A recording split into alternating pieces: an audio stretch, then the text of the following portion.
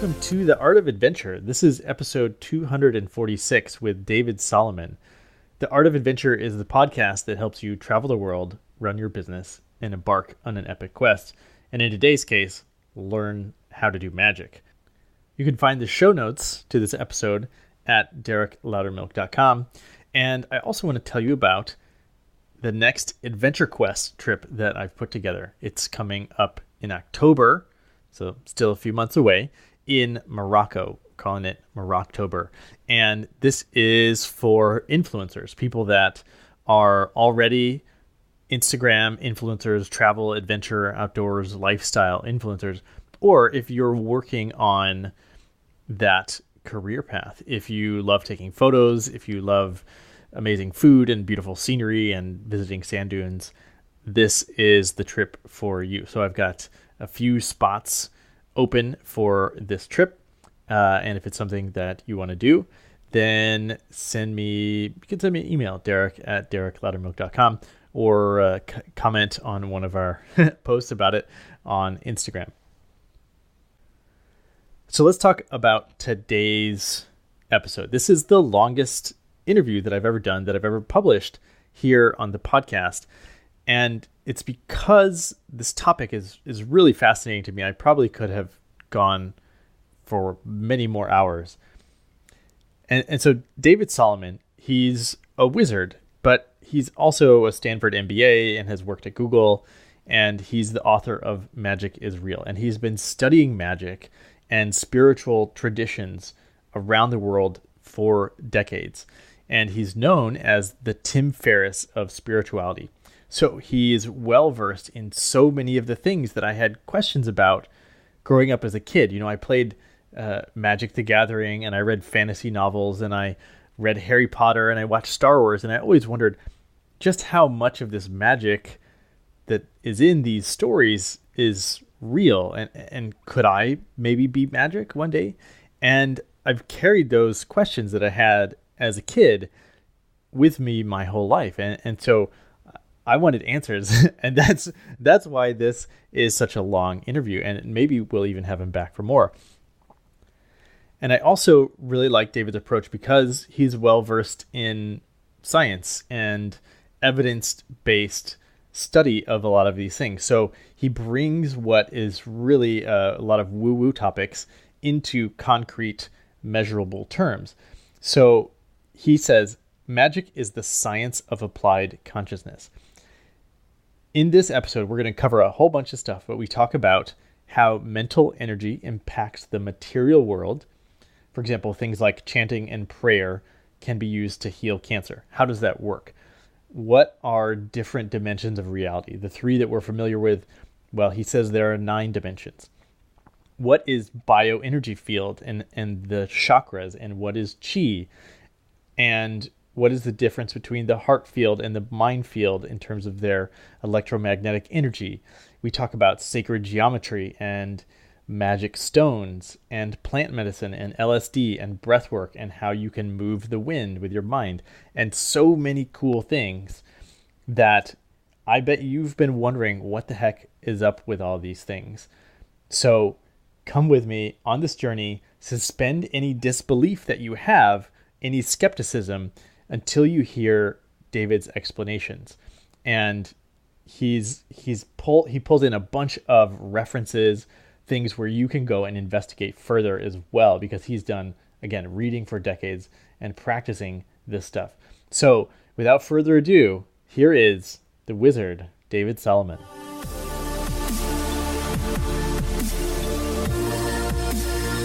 David Solomon, welcome to the podcast. Thanks so much, Derek. It's really delightful to be here. It's also awesome to see you again. I'm excited for what's to come today. Yeah, this is really cool, and I got to see our mutual friend Hallie, who connected us last week, and I was like, yes, David's coming on the show, and I'm really excited because what I'm expecting to get out of this is I have just a lot of curiosity around all things magic, spiritual, woo-woo, and yet also this, I think last time we talked, you said, oh, you're keeping it at arm's length. And as a scientist, I was trained to look for evidence. And so, there's just a lot of confusing or conflicting things that I hear that people hear around spirituality and all these different things from manifesting to psychedelics to symbols and dreams and all this stuff. So I'm hoping that that you'll be game to just fill me in on a lot of these things that I'm curious about. Yeah, brother, I'd be really happy to. Over my many years in studying all sorts of mainstream stuff, I started actually on this path when I was a teenager because I was just obsessed with magic when I was a little kid. Like I read the fantasy books and everything. But really when I turned 12, I would hang out in bookstores, Borders, which is beautiful and is sadly now defunct. But I would just hang out in the psychology section. And it was right next to the New Age section in that store. And so I would, pick up certain books that had a bit of a bridge over title, and then I would just dive really deep into all the metaphysical studies. And I found that they were just really a short hop, skip, and a jump away from the psychology. And I just went deep dive into certain books about magic and spells and all that stuff. And, deep down, I knew I was 12, I was 13, I was also excited, but I tried some things, and they worked. And a lot of times when people are new to magic or new to hearing about magic, which I redefine as the science of applied consciousness, because Sir Arthur C. Clarke called magic sufficiently advanced technology we don't fully understand yet. And Dr. Joe Dispenza has some great books like You Are the Placebo and Becoming Supernatural. Larry Dossey has a book explaining psychic phenomenon called One Mind. And then Dean Radin has Supernormal and Real Magic. And so I always like to say, if people want research and references, I don't always care to be a full walking dissertation, but those books are. So for anybody who's curious, like, I've heard of some quantum physics stuff, but I've also heard it's kind of abused and exaggerated. So where's the link, the scientific link with all of the references? I know a handful of them, probably more than a handful at this point, that show the bridge. And so for a lot of people, the placebo effect is really the key for seeing how your mind, your consciousness, which I think I would define differently than mind, we can go into later, can affect your physical body. And then from there, just a short step away from, well, what is the limit of that? Can you just heal a bruise, 20%, 30% faster based on the various factors of how that's taught, length of concentration, depth of concentration, emotional intensity, or can you affect other things like the material world around you? And the more I studied, and especially the more I practiced, looking into Zen, looking into Kabbalah, looking into pagan things, looking into some deeper, long-standing stuff like the Hermetic Order of the Golden Dawn, which has been around forever, a little bit of Christian mysticism, and all these different systems, Chinese medicine, acupuncture, Reiki, really the gamut. I've found the underlying principles behind all these different systems, and I've tested them continuously. And my professional start of dedicating to this full time after a lot of study, after a lot of one-on-one work, after hundreds of books, a lot of meditation, a lot of exploring and travel, was that the world needs a Tim Ferriss of spirituality. The world needs somebody who studies all the things and finds the 80-20 rule, finds the most efficient ways of going about what some people call reality creation, finding what works, finding what doesn't, doing experimentation, doing self-experimentation, and finding what works and what's reliable. And, of course, being honest with oneself as a scientist with a scientific mindset, how do we know the difference between actual legitimate perception, like this is a hand, versus delusion or fantasy or wishful thinking? And that's really critical in magic and in spiritual topics, because that's the one main thing a lot of skeptics point out. Oh, you're doing a logical fallacy, selection bias. Oh, you're doing this one, you're doing that one. And ultimately where it boils down to is data and validation. And Dean Radin's full of that. Joe Dispenza has a lot of base scientific biochemical linkages, like how the pineal gland, a gland in your brain, converts melatonin to serotonin to tryptophan to DMT. And a lot of people in the psychedelic world know from firsthand experience, and a lot of people who've had near-death experiences without any biochemical alteration, see things and have out-of-body experiences and see things they didn't physically encounter, and those things are legitimate. Those things actually happened. And on Quora, you see really good answers for astral projection, and in Doctor Strange and in popular culture, this stuff is rising. So it's really, I feel like, the dawn of a magical golden age, which is my website, aptly named. And it's really a joy to teach this stuff and have many people say, oh, wow, I did this ritual or this practice or this meditation you offered, and got significant results. And by significant, again, the scientists go to what is statistically significant. So Dean Radin's book is full of all that, certain things where the odds of chance are 20,000 to 1, 20 million to 1. And, if you have sense, you realize that if you want to be a staunch skeptic and just repeat what other skeptics have said and not do deep research and not be an open-minded scientist and actually accept whatever result comes and say, wow, this takes me one step closer to truth. And if I do enough of these, then I have to change my mind because I'm not going to ignore what the data says. And so that's what I've been doing. And I think in any field, if you want to be an expert, and I feel that's the trajectory I'm on and people have attributed to me, you want to see how far can it go? How significant can it go? So if you want to be a swimmer, if you want to be a martial artist, a fencer in chess, that's usually the Olympics, right? Mm-hmm. So what is it to be an Olympic class magician? To find the techniques that work, to find the technologies that work, and to find things that don't and discard them, and also get rid of the myths that don't work, because there's a lot of misinformation out there, and I care to help clear that up too. Yeah, it sounds like a really fun time for you, because if everyone around the world is sort of getting more curious about this stuff, and you're someone who's got more knowledge and more experience than a lot of people, then you're in a great position to be that. I love that, the Tim Ferriss of spirituality. It's what were some of those early things that you were trying after going in the borders that were working that sort of like got the ball rolling?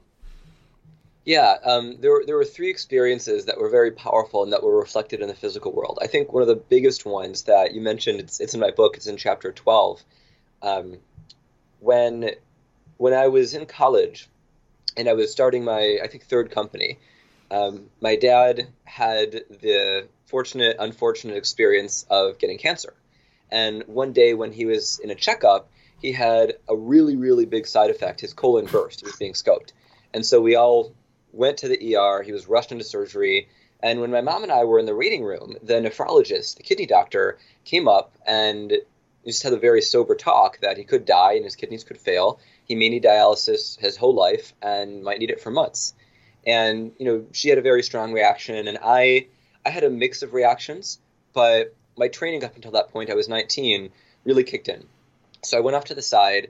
I opened my computer so people wouldn't, look at me funny. Back then, I didn't feel comfortable praying or doing magic in public, and now, I do for work. So, but I did a mix of setting intention and being open for the universe with all the other names people would attribute to it to flow through me.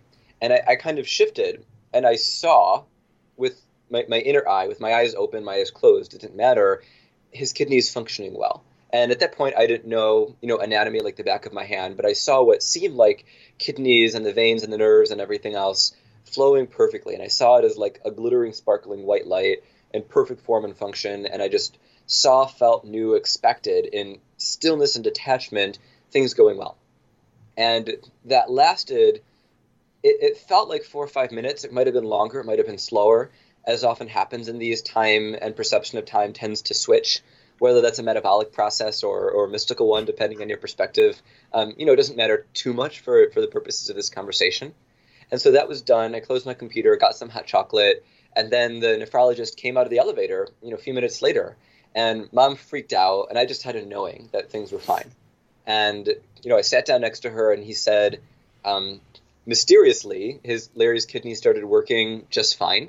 And they're sewing him up, and they're going to do precautionary dialysis just by procedural requirements for a few days, but he definitely won't need it for life, and he almost definitely won't need it for months.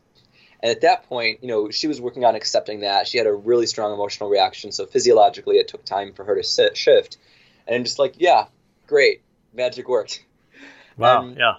And that was awesome because it's practical, right? Like, it's exciting when magic works. It's fun when magic works. I've had experiences with telekinesis, with affecting the weather, with precognition or seeing the future, with having an intention for something very specific and having it materialize, with money, with romantic partners, with all this stuff, with feelings of bliss for hours at a time without any effort.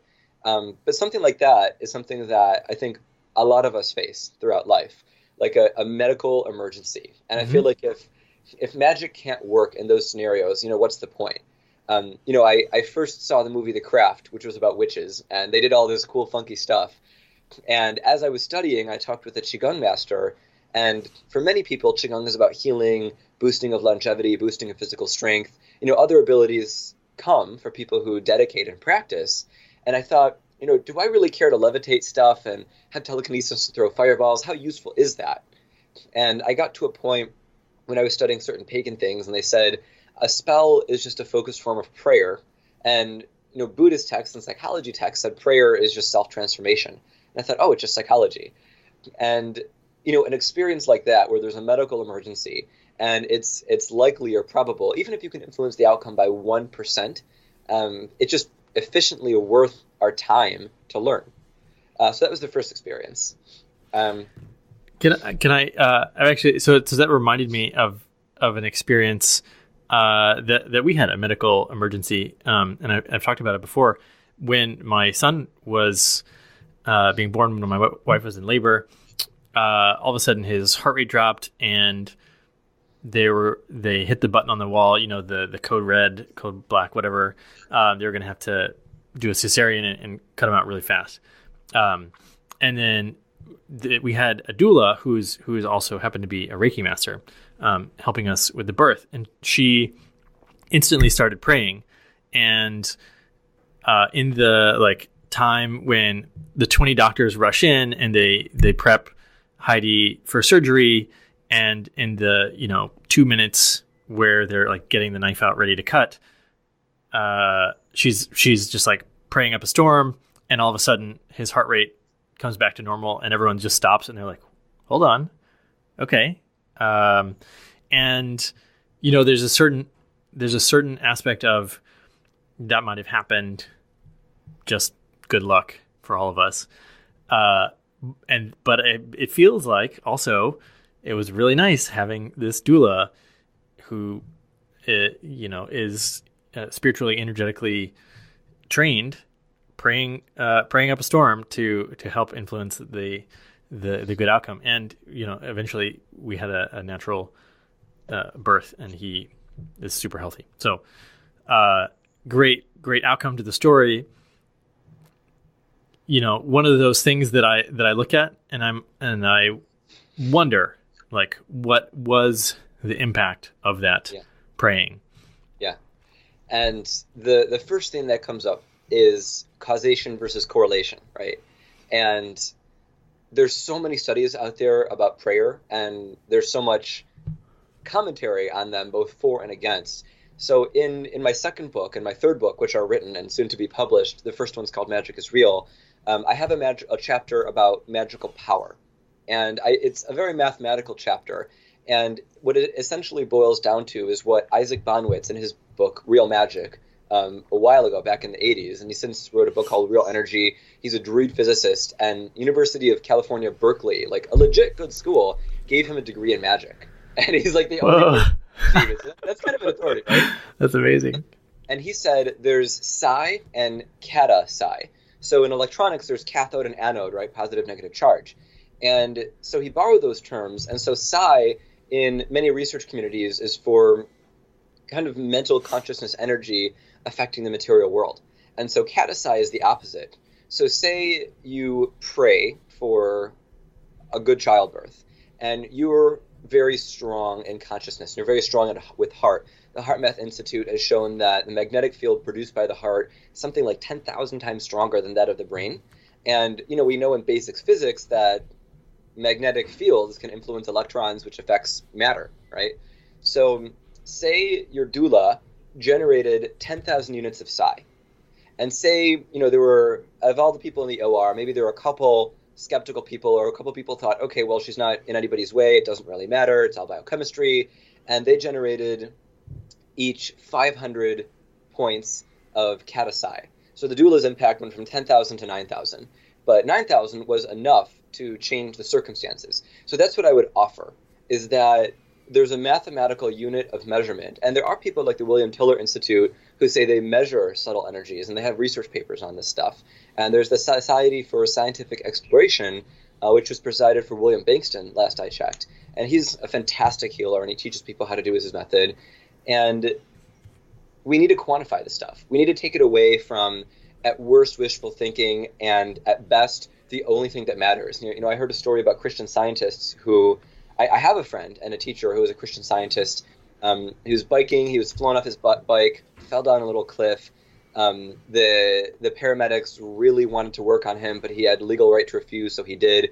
He laid still for 30 minutes, really focused, and healed himself, and he walked away fine. And he knew by the looks on their faces that things seemed bad. And I also heard a Christian Scientist story where there was a child that was dying. A bunch of people gathered around that child to pray. That child died, and there was this big legal issue for negligence. So we really need to be able to bring in our left brains in this stuff. And the right brain is very, very active. You have the temporal prefrontal gyrus, which is very involved in intuition, and you have all this brain stuff. But the left brain, generally mathematical, analytical, planning, decision-making, and the dorsolateral prefrontal cortex. So if you can integrate your whole brain, or like be a holistic doctor who ideally has a foot in both worlds, you can realize, okay, you want to bring in magic, you want to bring in prayer, intention, spirituality, controlled placebo effect. What were your results in the past? How strong are you?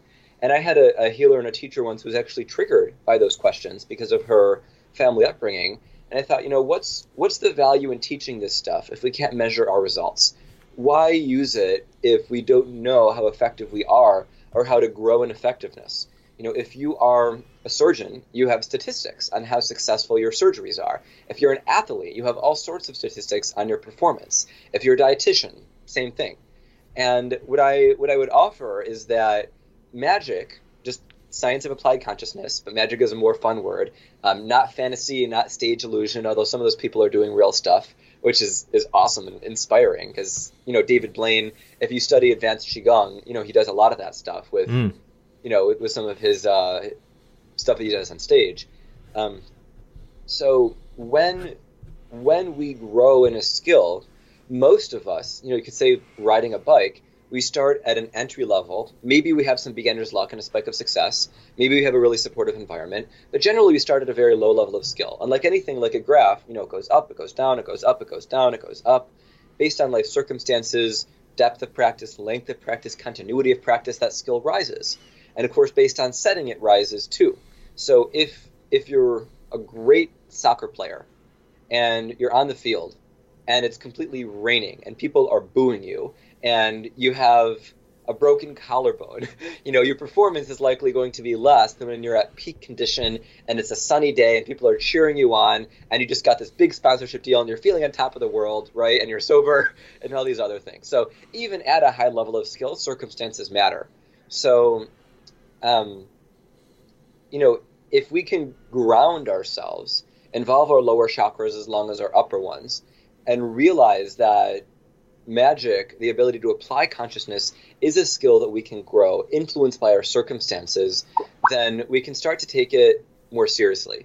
We can start to take it in a way where we know this is something that can be measured, and this is something that can go up and down. And, just like if you're an acrobat or if you're learning to do backflips and you're in a really safe place with trampolines and a coach and you do 5 backflips that are great and then you do a few that suck, you're like, okay, I need to condition myself better or do some other technique. It's the same with magic. I think any reasonable scientist would say you need a good enough sample size to get good data. And so if you or anybody wants to start learning this stuff, I have a really great online course. It's called Wizard School on Magical Golden Age. I have all this free stuff on youtube.com/magicisreal. I have my book. And, just like doing backflips or playing chess or getting really good at soccer, there's a continuum and a skill of improvement. Yep. For anybody who's curious, take it seriously. Think about, there's a 10,000 hour rule for expertise that Malcolm Gladwell talked about that, various people say it's more time, it's less time based on all this stuff. But I'd say give it a serious effort. And when I train people, I work with people one-on-one, I often give them homework. And that homework usually is reading and practice. And the practice is continuous for, a week or several weeks or several months, depending on the magnitude of change they would like. And I felt that in my own body. I love doing ecstatic dance, and in the Bay Area and Austin and around the world, it's getting more popular. And the website's edance.org, And it's a great type of dance where there's no talking at the dance floor and you just flow however you want. And it's not like a clubby scene. People are, doing tango, doing conga, doing, flipping and spinning, moving slow, moving fast, screaming when everyone's screaming. It's really fun. And I went dancing last night and I felt sore in a few places because I had some body work earlier in the day. And, the old David would have gone off to the side and stretched. And if something was significant, I might have. But I know from my training, I could just focus on the area. I could breathe through it. I could energetically release it with a few techniques I have. And I could also just expect with positive emotion and gratitude, the soreness, tightness to go away. And every time I did that, it did. And that's really nice. And it didn't work, when I was first learning it. I was new at the skill. I wasn't proficient. Belief is also a factor, which we can talk about if you're curious. And it's so great getting to a level of proficiency where you can rely on the results. It's like, if you see America's Got Talent, there's this awesome dance group called Zucchero. And they do all this amazing stuff. And they throw people up in the air and they spin people and they do backflips. And, they don't do it over a lot of mats. They do it on a stage. So if you have this muscular guy who's taking this petite woman and throws her up, 15 feet or whatever it is, and they mess up, she could break her neck and die. But they've practiced so many times, obviously in the beginning with safety equipment and spotters and all that stuff, that it's in their muscle memory to succeed. And they have the knowing from the validation of the data of their performances that they'll succeed. Magic is the same.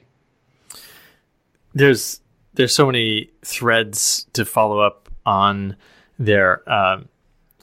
Also making notes so that I don't lose them all. But are you approaching this as more of a expert generalist where you are proficient in a lot of areas, or are there some that you're trying to do the 10,000 hour to become world-class in a more specific? Yeah. I've gone back and forth, to be honest, Eric. Right now, I'm doing an 80-20 approach. I'm putting 80% of my time into leveling up as much as I can, doing a few techniques that build my consciousness, that build my ability to manifest, to affect the world around me in the strongest way that my system can handle. If you're learning backflips, your system is your muscular endurance. Here is your consciousness and your nadis, your meridians, your chakra system, how much energy can flow through you, and all that other stuff. And then 20% of my time, I explore different types of skills. I research different types of people. So there's a guy named Vernon Katabu-Turner that some of that 20% time is going to, and he's a martial artist in New York. And it's been said that he can channel any martial arts skill or sword form at will, and he has a book called Soul Sword. And channeling, for people who haven't heard, is you open your crown chakra, which Elon Musk tweeted about and has talked about, which, what authority of the Western technology world to, support spiritual development. And you can essentially download or receive any information that you want.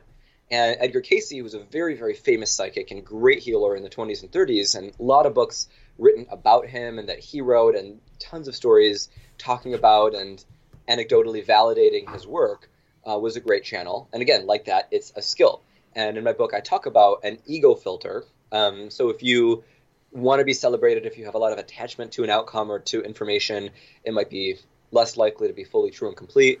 But Vernon's cool because, so many channelers like Paul Selig, he has all these best-selling books. He's a great healer. He's a great psychic. I've had sessions with him. He's taken on the personality of people by me just mentioning their name. He's very, very good. And he channels, but he mainly channels information. And Eckhart Tolle, who is also a best-selling author, maybe a bit more popular because of Oprah's endorsement, and he's been active a bit longer, when he channels, the information is high level and is very good, but sometimes it doesn't feel fully embodied and grounded. Sometimes it feels a bit more philosophical and hard to grab onto. But Vernon Katabu-Turner, I admire because he fully embodies his channeling in all of his chakras to be able to do it in the physical world. And he does all these amazing feats. And if you think about the criticisms of psychics and mystics throughout history, it's often that they're ungrounded or that they're unrelatable, or a lot of them turn to addictions because while in books like Initiation to Hermetics by Franz Bardone, who wrote a great inspiring book called Vibrato the Magician, which is a better book to start with, he talks about you can develop psychic abilities naturally or through psychedelics, which people experiment with. But psychedelics are a lot more likely to cause side effects and destabilization of personality For some people, psychosis based on their systems, if they're not used properly with the right research, the right settings, the right biochemical, neurological balancing. And so if you want to develop things naturally, the chakra system is a really great system of organizing information. And if you have a chakra that's open and you can receive information, just say from the fourth dimension or the fifth dimension, a higher dimensional awareness, we know about dimensions, you got to be able to pull it through your whole body to take something in physical form. So if you have a knowing that you can achieve something, most people know their potential but don't actualize it. Okay. And so in the traditional world, you set goals, you use a system like the SMART goal system, you write stuff down, you maybe do affirmations, you do public accountability, all these techniques. And, same for spiritual stuff. You can have an idea what your potential is. Maybe you can be like the Kogi people in the movie Luna and regrow a rainforest in 20 years instead of the usual, 200. But to fully take that potential and actualize it, you have to bring in your lower chakras. And the chakra system, simply, the lower three are the material world. The heart is the world of feeling, kind of the bridge. In other systems, the heart is where reality is created through the toroidal flow. Spirit Science has a great YouTube channel on toroidal flow that explains this. And the upper three chakras are generally the spiritual world. And, there's systems that have more than 7 chakras, but for most of us new and intermediate to working with this stuff, the chakra system is really, really great. So what people find, and what I found, is we have more access to some things than others. Gardner proposed 8 intelligences. Now people say there's more. You have kinesthetic intelligence for the physical world. You have analytical intelligence. You have musical intelligence. And just like that, you have different things in your chakras. So if you're a great football player in high school and your intellect isn't very high, in typical stereotype, except for quarterbacks, then you might need to work on your upper chakras. If you're very attuned to the higher worlds, but you have a problem communicating with other people, your second chakra about relationships or connection with others might need a bit of work. Maybe you have some traumas in there that have to be healed and released. So the system is quite complex if you want to get to a high level of skill, but isn't everything. Can we talk a little bit about David Blaine? Because I think a lot of people, know and think that it's what he's doing is pretty rad. Yeah. What is he doing that's just like, sleight of hand tricks versus actual? I think you said he was using qigong practices. Well, given everything I've seen of him has been on video, along with some psychic stuff, I'm not an authority on what's what, but I would say that the things that stand out to me, probably the most extreme thing I've seen on camera for him is a bullet catch, where somebody has like a high caliber rifle close to him, and he has like some basic protection, but not a lot, and they shoot the rifle at his face, and he either catches the bullet he catches it in his teeth. And in one episode, or one performance, it hit like the back of his neck, or there was bleeding in the back of his throat. And people were like, I want to go off your team. This is risky. Your skill isn't what you thought it was. The fact that you're injured, like this is scary. What if they blew your head off like any mortal, normal person? And he said, I'm just still going to do it. And there's a video I saw on YouTube that I downloaded of a Shaolin monk having a power drill pressed into his forehead and him using a really strong chi, you could call it stone skin, and preventing the drill from, even breaking the skin. And, just that linkage, seeing those two videos back to back, made me realize, yeah, this is a skill that anybody can learn, anybody can do, and that I've done. I love to sword fight, and I'm trained in martial arts, so I know how to do things safely. And I have a really good friend. We were sword fighting outside one day, and we were getting really into it, and we were like kicking, and we weren't doing force enough to hurt each other. But at one point, he spun around and he kicked me in the balls. And I wasn't expecting it. And instantly, by reflex, I took all my chi and I focused it in that region. I felt no pain. I didn't double over. I wasn't sore the next day.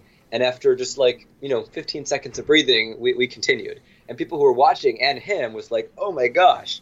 And, most of us getting kicked in the nuts, hurts, and it's not on top of our list.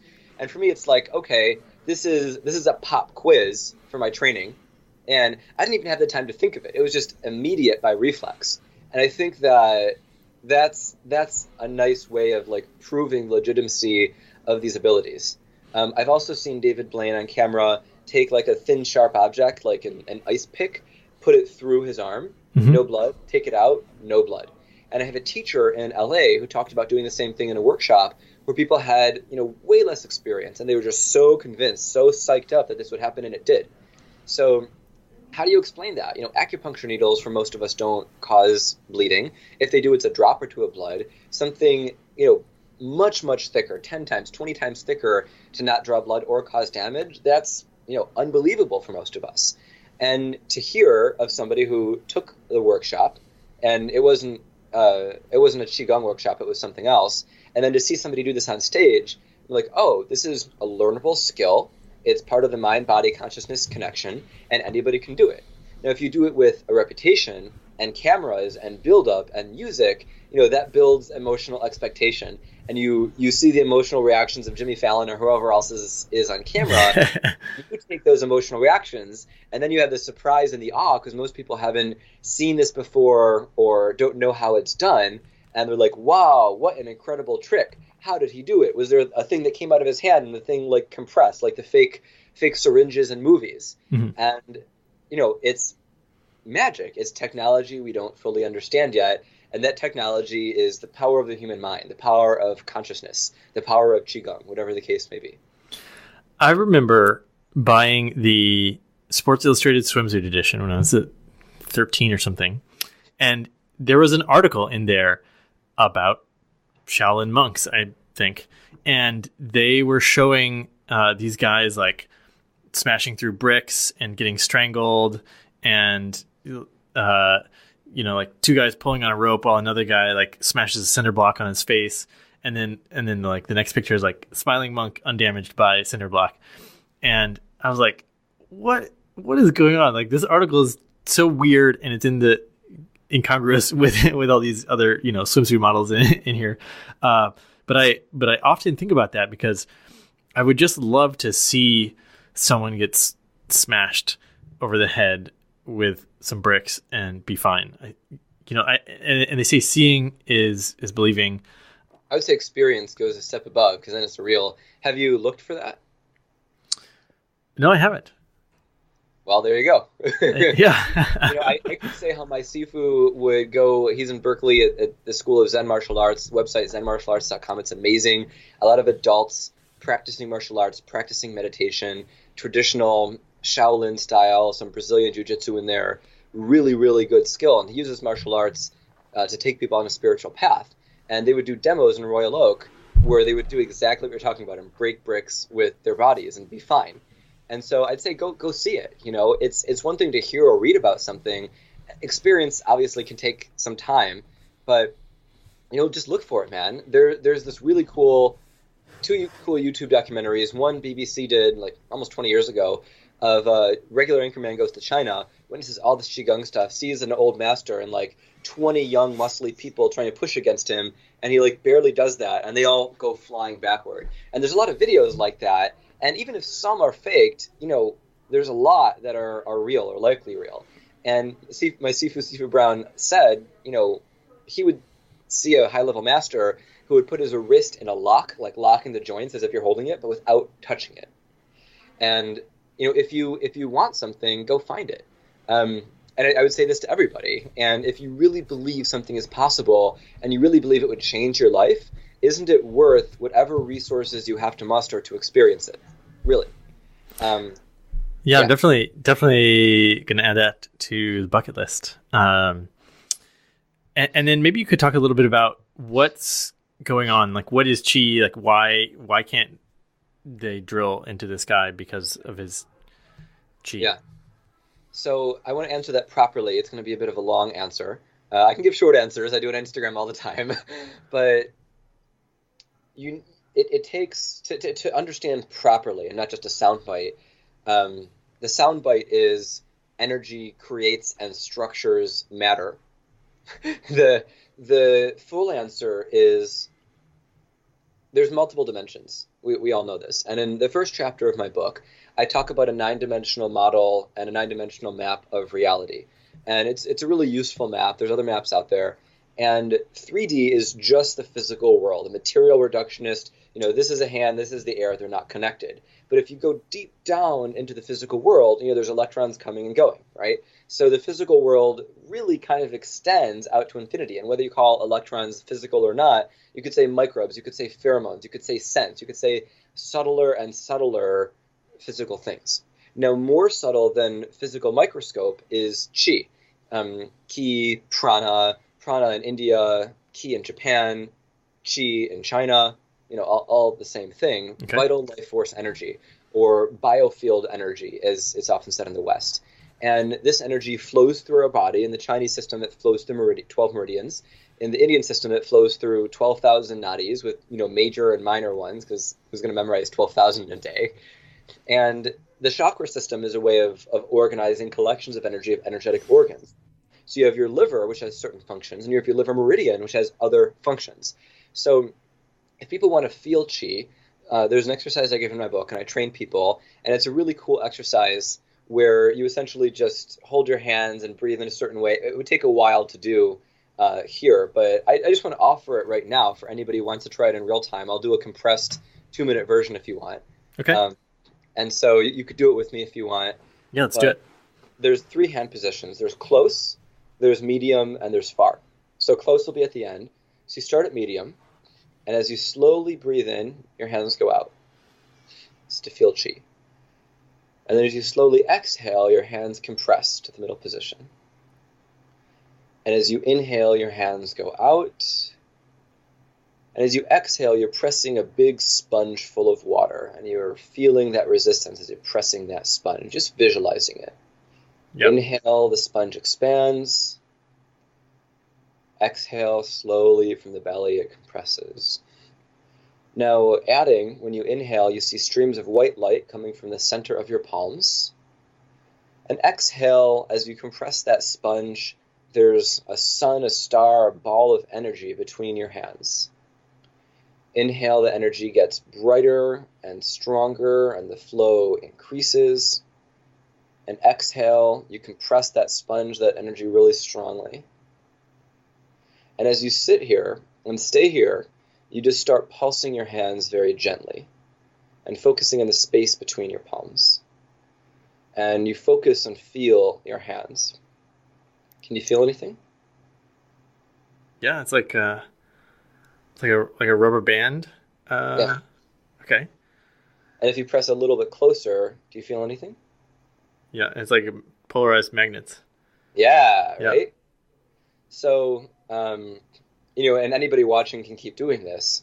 So there's several sensations to qi. One of my teachers said it's based on the development of your nervous system to be able to sense it. For most of us, it starts with heat, and then tingling, and then magnetic pulse. And being able to feel something non-physical, it's like, wow, qi is real, or whatever anybody would say, right? Yeah. And so there's the experience in your own body. And once you feel qi, right? Yeah, it's awesome. It's like, oh, my world has changed. And once you feel qi through that, or through good tai chi, breath and movement, and then you realize, oh, okay, I feel qi. And then you get body awareness. And you're like, oh, I have a lot of qi up here. I don't have a lot of qi down here. Oh, I have a sore muscle. Maybe I'll move the qi through that soreness, that tight spot, and the muscle isn't sore and my arm is loose. Whatever it could be. My first experience with acupuncture, which primarily works on qi, even though it's covered by insurance, all over the U.S., in Chinese medicine, it's primarily based on qi. And some studies have said it's based on it works through connective tissue, helping the brain release stuff. But I had crazy allergies. I went through a box of Kleenex a day, got acupuncture after nothing else worked, and they cleared up in like 15 minutes. It was amazing. I'm like, holy shit, I really want to learn more about this. And so as you learn how to work with the qi in your body and heal blockages, improve digestion, reduce pain, improve blood flow, Mir Schneider in SF helps people improve their eyesight with qi. This guy has so many surgeries, he's pretty much blind. He healed his eyes with qi and he can see just fine. Really cool guy, has a lot of videos, really simple techniques. You learn that energy influences the physical body and it gives rise to form. And the traditional saying is where qi goes, energy flows, or where qi goes, blood flows. And so how does that help you have, stone skin to prevent a drill? Well, saying all matter is made up of energy, Einstein said that. So what does it mean to be able to cultivate and bring in energy from the sun, from the earth, possibly from crystals, and bring in more chi than you would normally have? Or have, like healthy cold pressed green juice, which has a lot more chi than, say, a soda, which drains your chi, arguably. Typical sodas with sugar and all that. So say you cultivate chi and you feel it. You feel more vitality. You feel stronger. You feel that, I feel really good today, right? And so you take in even more. And then you focus it, you concentrate it, because you spent time learning how to do that. And mathematically, say that drill has 77,000 units of chi coming at you, but you can cultivate 300,000 units of chi, and you can focus all of it on that one part of your forehead where that drill is coming. That drill doesn't stand a chance. And I wouldn't advise beginners to try this, but mathematically and in practice it can work. A fun technique I used to do in the dojo was, there were some really, really strong people, like big muscly guys and like really fit women. And there's a technique in chi called anchoring, which I tried with some Silicon Valley investors, and I had to have them condition their own body. I would say, lift me up, and I'll make myself heavier, and see if you can lift me up. And they really struggled, and they couldn't lift me up. And then I said, now I make myself lighter, so you can't blame muscle fatigue. And I shifted my chi, and I visualized myself elevating and levitating to the sky, and they lifted me up like several feet. And it was cool. And I had one guy in a restaurant with all these investors, walk to the side with me and like try this experiment like 15 times in a row.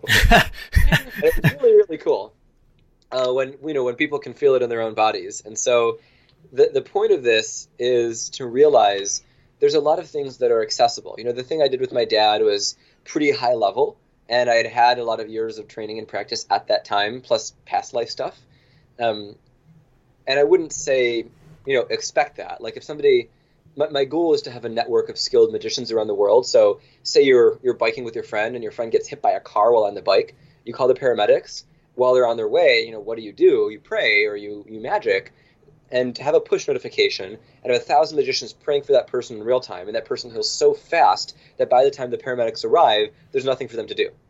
And you could say that's fantasy, but everything starts with inspiration with somewhere, and there's more drastic healing stories that I've heard of, and some that I've had the privilege of seeing.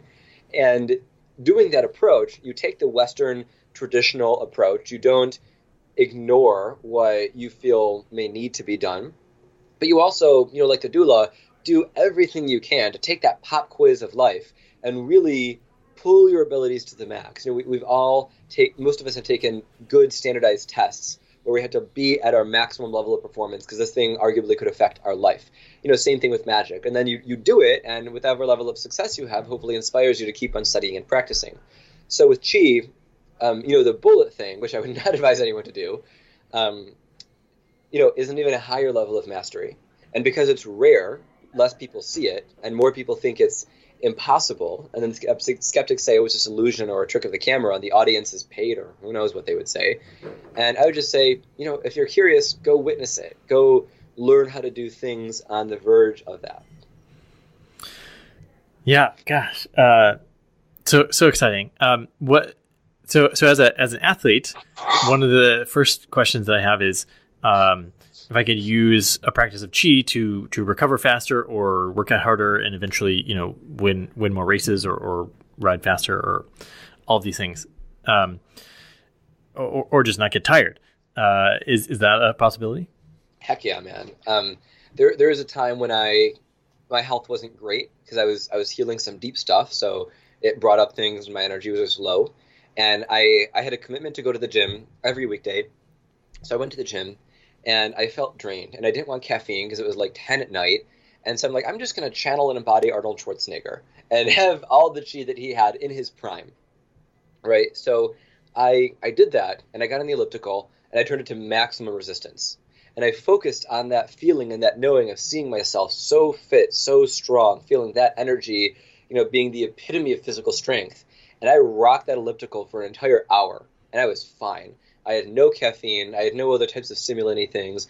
It was just all consciousness, and I kicked butt, right? And I was sweating profusely, and I didn't, slow. I didn't take long breaks. I didn't have tons of water. I didn't take tons of electrolytes, or workout supplements. I just like rocked it out. And so, yeah, I would say yes. When you do a lot of work in these fields and you see how energy gives rise to, I would often say creates physical body, then it's a more powerful way of influencing your body once you gain proficiency and skill with it. And that's only 4D. We haven't even gotten into 5D yet, which Joe Dispenza works on and I like to work on. And so Qi is quite powerful. And, when I build some schools, it's going to be in the curriculum, maybe an elective, maybe not, depending on all the details and legalities then. But it's so valuable and it's so powerful and it's so efficient that it is illogical for me not to do it. Is there a thing where if you spend time with people that are masters, then it just kind of rubs off on you? Yeah.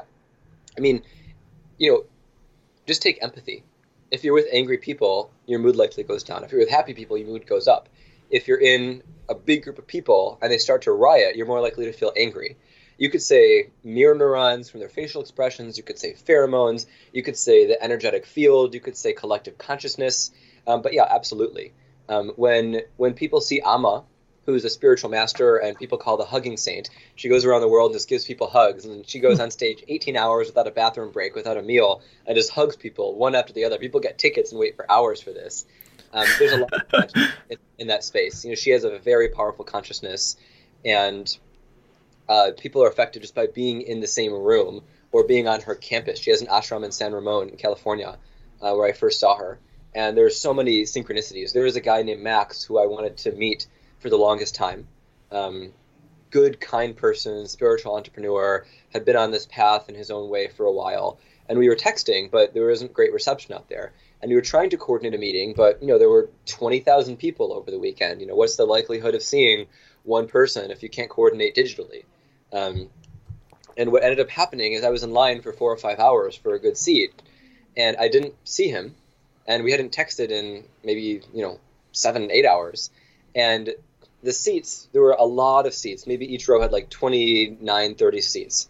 So I was coming in from the right-hand side to fill the row, and they were being really well organized, and they had people coming from the left, and we ended up being sat right next to each other. Nice. Wow. So, as can happen, Damanhur, an Atlantean mystery school in Italy where I've studied, talks about synchronicity, and James Redfield does too. And synchronicity, as Carl Jung said, meaningful coincidences. And I like to offer that magic can affect the probabilities of reality, can make things more probable to happen. So yes. If you want that dream job and you just only do magical stuff and you don't actually apply, the likelihood of it coming, maybe goes up. It isn't really high. But if you're really good, it can go up. So I was working in my room here in Silicon Valley, and I was magicking a co-founder really, really strongly. And then somebody invites somebody else over, and that person brings a friend, and they knock on my door for another reason, and I meet that person, and we end up working together. And I didn't go out into the world, and I didn't network, and I didn't go on all the websites and pitch myself, and that was cool. But again, I have the good fortune of being advanced in this skill. So when you're in the presence of somebody who's at a master or high level of consciousness, there's a certain energetic, and since we're getting a bit more woo, I'll just use more terminology because I've used the mirror neurons and stuff, and if people are with us, they're with us. And that levels you up. And from some visions I've had and some research I've done, synchronicity happens when you're close to oneness. So the vision I had, very, very clear vision, like 4K movie level, I saw a black hole.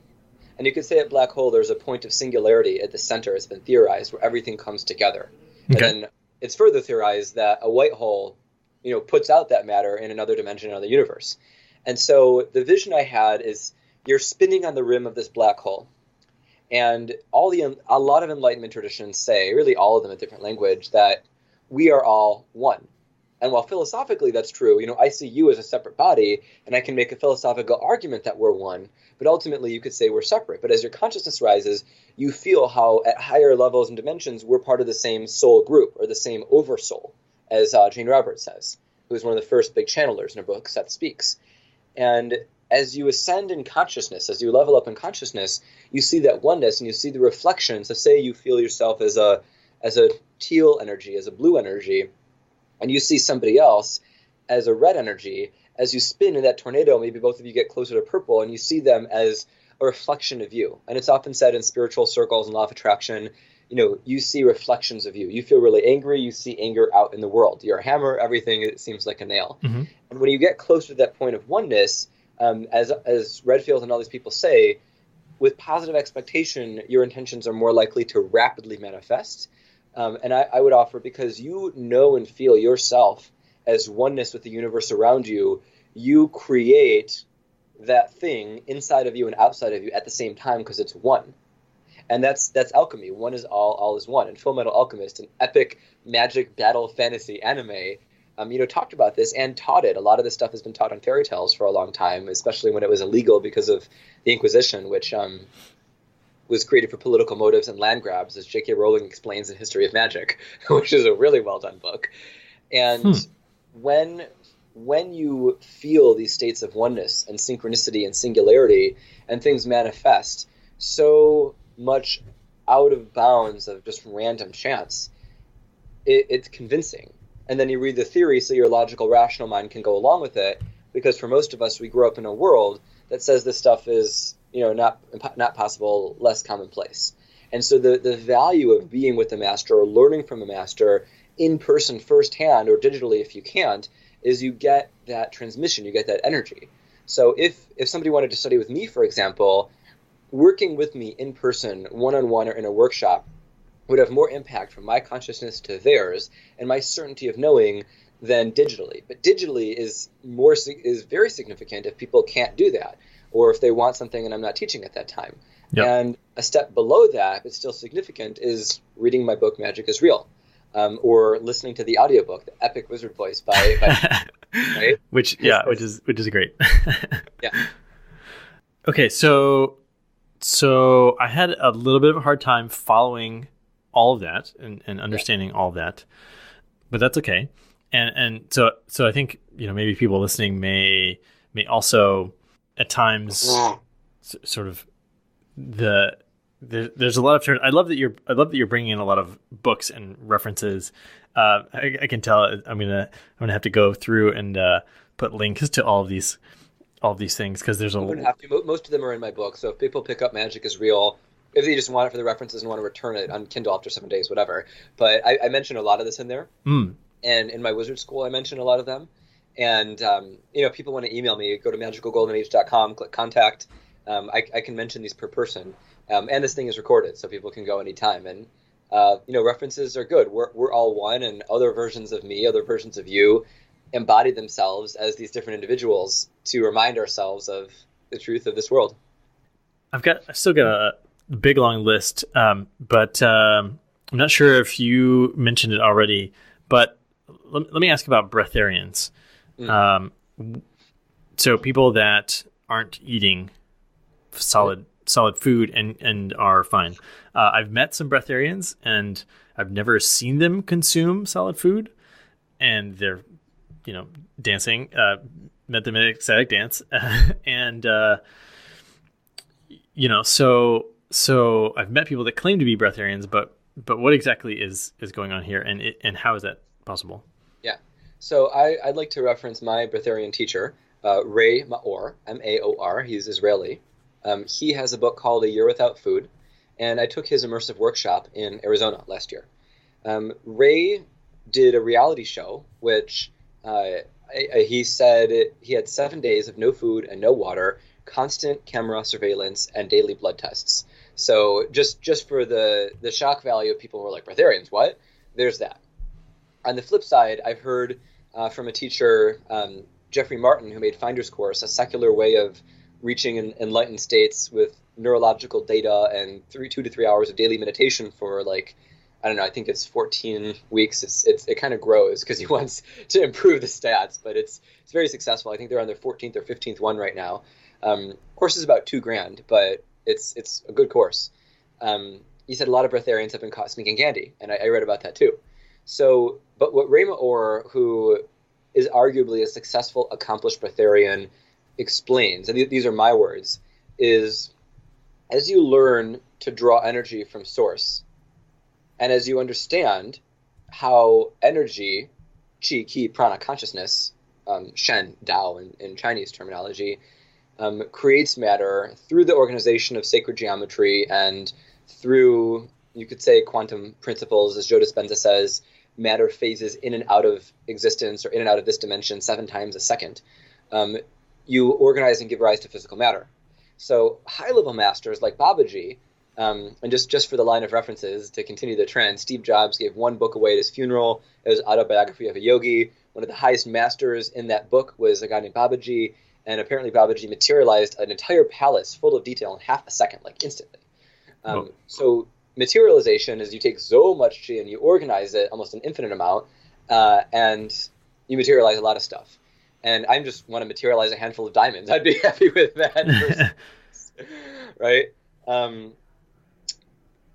And knowing that this is possible, say people are like, well, what about zinc? What about protein? What about carbohydrates? Well, that's simpler than a palace, right? So you take in chi, you have the knowing that you're nourished by this chi, and your body will make what it needs. So Rama Orr had blood taken out of his body, physical matter was taken out, more matter was taken out, his level stayed fine. I can't recite the data offhand, or I don't choose to, but that's some good testimony. And so at his workshop, we did a bit of a moderate approach. There's some very intense approaches which he advocated against, and the approach was for a bit before the workshop, no meat, raw foods only, more chi and raw foods, arguably. And during the workshop, we would have like juiced fresh fruit and veggies, and then just water, and then nothing. And because in mainstream culture it's said that you go 3 days without water, you die, the dry fast, no food or water, he did for 4 days. And there's more people on YouTube talking about dry fasting, which is neat. And for me to be in a room of people of all ages, people in their 50s and 60s, doing this protocol, or at least they said they did, but I'd like to believe most of them did, yep, and them be fine. One guy, like 60-something, 6 days, no food or water, and be fine. People were sleeping, meditating, they weren't running marathons. Like, this is cool. This is sweet. This proved it to me. And he said that a lot of people would go through this workshop and choose to the lifestyle, and some would choose a more moderate approach. So what I remember him saying is he would have 3-4 meals a week because he was married and he had a baby.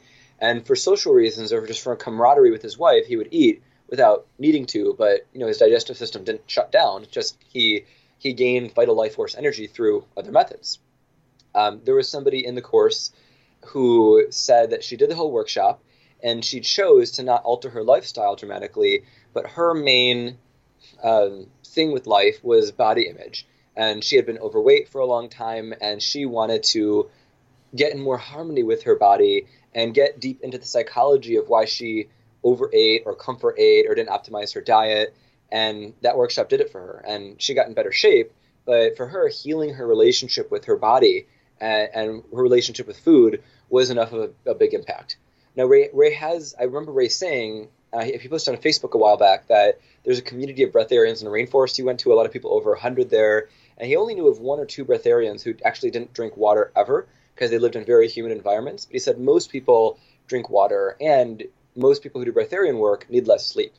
So I've found that when my energy is really at its peak, often this involves not eating meat as the last meal of the day and not eating for about 3 hours before bed, I naturally need less sleep. And you could say that's because so much energy goes to digestion, the energy is free for other stuff that happens in sleep. You could make a lot of arguments why. And it's cool, and it's efficient, and it's effective. And I think there's more people out there who train in it. And I think just like David Blaine's Qigong, for me, it's all a demonstration of what's possible. When people ask, why do I do what I do? And traditional Indian texts say, focusing on siddhis or mystical powers as a distraction from enlightenment, I take a different view. We all have our own path. Every river leads to the ocean. And my view is, if this is about embodying the divine, however you would define it, flying spaghetti monster, Lakshmi, the one true God, all the gods and goddesses of the pantheon, anthropomorphizing an aspect of everything that is abstract, I would say that if you can do that, miracles, magic, manifestation is just proving it, is just demonstrating it, and they're inspiring, right? When I had telekinesis a few times, it was really inspiring. It made me like, yeah, this is cool. If I can do this on command all the time, I for sure will have the professional support to be able to share this with more people. What is exactly is telekinesis? Telekinesis traditionally is moving things through consciousness alone. Okay, like the Force. Sure. In Star Wars. Sure. Yeah. Go to the Jedi Church of England if you want their take on it. Yeah, that would be super cool if you could do that. Yeah. Yeah. I think, and growing up, I played Magic the Gathering and read fantasy books with knights and dragons and stuff like that. And it's like a dream of kids to be able to move things with their mind or throw fireballs or teleport or any of these things. And you play at doing that. At least a lot of little boys do. And so you're talking about taking this into, I'm actually going to do this. Yeah. And it sounds just as cool. Yeah. Yeah. And I took it seriously. And when I mentioned telekinesis and fireballs before, I got down to practical value. And, if I'm going to be on stage, or if I'm going to be doing interviews, or if I'm to big audiences or, podcasts in the future, it would make sense professionally because I want to share my message and I care to build temples and a city, as I mentioned in the last chapter of my first book. Being able to demonstrate is just a point of credibility. But for me right now, being able to manifest stuff and help people heal is just a higher practical value. So I haven't taken the time to build that skill to a high level where I can just, levitate chairs, right? But for people who are curious, there's a man named Nityananda who goes by Shiva in India, and he has this big, big following. And a friend of mine, who I trust, said one of his friends was at this community, and there were kids taking photos on their iPhone telekinetically. They were just influencing their iPhone to take photos, which is cool. And I would say that's simpler and subtler than a chair. I've had a lot of electronic telekinesis. There was one time when my acupuncturist said he was stranded in the desert, his car died, and there's no way to jump it. And he just shot a ton of fire chi into his car, and it started. And he said he could turn electronics off and on if he was really in the zone. And so I'm like, cool, I'm going to test this. And so I went home that night, and I had music playing on Spotify, and I have my altar in my room. And at that point, I didn't believe I had the ability, but I believe Babaji did. That guy from I mentioned earlier. Yes. And as soon as I had the intention to turn and ask, the music paused on my computer. And there were other times when I was in my room and I have a dimmer switch on the lights in the ceiling. And it's such that it can go down and just one of the lights stay on just from how I have it set up. And there were times when I didn't have a lot of faith, embodied faith. And I remember once I went to lay down in my bed and I said, I just wish I knew magic was real. And as soon as I said that, the light that was off turned on, that instant. Now, you could say that's less direct telekinesis than some of the more direct things. Let me see if I have one here. Now, they're all on my altar. I first learned direct telekinesis as an adult. I did a bit as a kid through aerokinesis, which a lot of people teach. And aerokinesis, if you're talking about psi and quantitative measurements, it's easier to move the wind than move a chair, arguably. Okay. At the highest levels, we're all one. There's no difference, and it's all effortless. But for practical, grounded 3, 4, 5D purposes, generally, it's easier to move the wind. So aerokinesis, and there's a ton of videos on YouTube about this, is using your consciousness to affect the direction intensity of the wind. So when I was studying at Damanhur, I was in a room in their visitor center, and in front of their visitor center, there's all these international flags. So I was in my room, nobody was watching me, so I didn't have the pressure. And I would just do the techniques and move the grids and feel, know, and expect. And I did 15 experiments, and I succeeded 14 times. And the experiment was the wind is going to the right, the wind is calming down, the wind is going to the left. And each time the results came within like 3 to 5 seconds, which is really cool.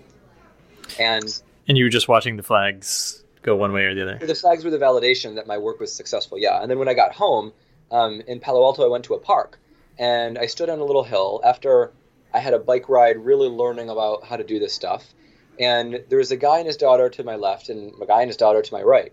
And not really many people there. And on the sidewalk in front of me was a Nerf dart. So I stood on this little hill, and there's this Nerf dart, and I'm like, okay, I'm just going to move this subtly. And I was focusing very strongly. There was no wind that day, and I was really doing the same technique to move the Nerf dart. And I was really believing in myself and, doing it scientifically, not putting in a ton of time, but I'm like, 10 minutes. And I was really, really working. And at one point, it moved a little bit. I'm like, okay, more. And then at one point, it moved a lot more. When the instant it moved, this funky cell phone alarm went off. And I looked back and forth, and maybe it was a phone call ringtone, and neither man had his phone out. I'm like, okay, this feels like a sign from the universe, a cute little synchronicity. And so I kept doing it, I kept working at it, and at some point when I went to pick it up, the second I touched it, the exact same alarm went off. Neither guy had his phone out. And that was a kind of cool little wink from the universe. And into materialization, I had 3 of these because these have shown up a lot of different times. And I had 2 with me. I left one in my car, and I went to Stanford. I live nearby. And I left one in my car, and I had 2 with me. And I was walking around Stanford, and I just had the knowing that another one would appear. And as I was walking up to the old unit in Stanford, where I had not been in months, I saw the exact same size, shape, and color of Nerf dart right in the middle of my path up to the door of the old union, just sitting there to complete the set of 3. And when I got back to my car, the 3rd one was gone. So that is a lot interesting. of cool things. And one thing I learned from a transmission by Roger Zelazny was it's a lot easier to work with what you believe is possible. So most people, I would argue, could believe that they will find something rather than something will just appear there or it wasn't before. I was staying in a hotel once in Santa Barbara, and it was an older hotel. There were physical keys, and I lost a key. And the fee to replace the key is $20, which that's what it was. And I looked in the grasses of the soccer field where I lost it for like half an hour. I'm like, okay, my time is worth more than this. I'm going to go back and pay the fee. Yeah. And this is a pop quiz. So as I was going back, I'm like, I will find money on the ground. On my way to the hotel, in a place where I didn't see it before, laying down, perfectly crisp, $20 bill. So in terms of manifestation, materialization, it's easier to work with what you believe might be a pleasant surprise and something low probability you can raise to higher probability than something that you believe is impossible. Because then why try it? If you believe you can never do a backflip, you're not going to try it. If you believe you can with a trampoline, then you'll try it with a trampoline. I love 2 things that you've been saying. A wink from the universe. And now I've just lost the other thing you've said a bunch. I want to share something interesting that happened yesterday. I guess because I was thinking ahead towards this interview. I was about to do a business coaching call with a client, and generally I have my clients send me a pre-session form where they sort of evaluate the things that they've been working on and pick some direction for the session so we can sort of jump right in. And I didn't get one of those, and so I thought, I'm just going to try to tune in to what she's going to need help with. And so I got 2 specific things that came to me, and they were the very first 2 things that she asked for help with. And I thought, that is so cool. And I was like, yes, I can do this. I'm magic. And then there's also a voice that said, that's just good luck, or that's just, you just knowing enough about your client is probably what led you to that. So what do you say to people that have experienced something like that when they're like, ooh, a really cool synchronicity, or I use my intuition correctly, and they also have some sort of like doubt in their own self abilities? At this point, after everything I've said, I would answer it differently if that was our first question. I would say just look up psychic research and skilled, legitimate, good, validated psychics, because that's all you did. It's just a basic human ability. I mean, it's exciting and it's fun and it's awesome. So are backflips. There's a Berkeley Psychic Institute here in Berkeley, California. They train people in psychic skills. There's people who work there. I've had a lot of experiences like that. Some more specific, some more powerful, some where people were like, "Oh man, how'd you know that?" In a healing session right before as well. And it's just a natural human ability. It's a natural human skill. Wow. Okay. One thing that we both love bright colors. I wore for people that are listening, I'm wearing a bright colored shirt. David's shirt is even brighter than mine, but I wore this special for this interview. One thing that's really interesting to me is sacred geometry, because it just looks beautiful. It's very interesting to look at. It shows up in nature and a lot of places. And I think you mentioned it earlier at some point. Why are certain sacred geometries powerful? What's going on there? Yeah.